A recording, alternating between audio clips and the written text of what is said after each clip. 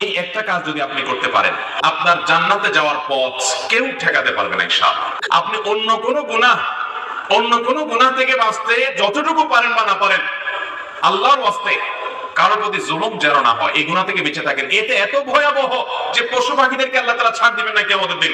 আল্লাহ নিজের কথা নিজে বলছেন, ইন্নী হারামতু যুলমা আলা নাফসি, হাদিসে কুদসিতে বলেছেন, আমি জুলুম আমার নিজের প্রতি নিজে হারাম করেছি, অতএব তোমরা এখান থেকে শিক্ষা গ্রহণ করো। কত নিকৃষ্ট কাজ এবং ভয়ঙ্কর অপরাধ কারোর প্রতি জুলুম করা, যে আল্লাহ বলেছেন আমি নিজের প্রতি নিজে হারাম করেছি। আল্লাহ কিসে হালাল হারাম? তিনি তো হালাল হারামের বিধানদাতা। তিনি বলেছেন নিজের প্রতি নিজের জুলুমকে হারাম করেছেন, অতএব তোমরা একে অন্যের প্রতি জুলুম করো না। ভাইরা আমার, আমাদের তরুণ বয়সে, মধ্য বয়সে রিকশাওয়ালা, পথচারী, গরিব, অভাবী, প্রতিবেশী, পাশে ফ্ল্যাটওয়ালা, আরেক জমিওয়ালা, কত মানুষকে কতভাবে আমরা কষ্ট দিচ্ছি।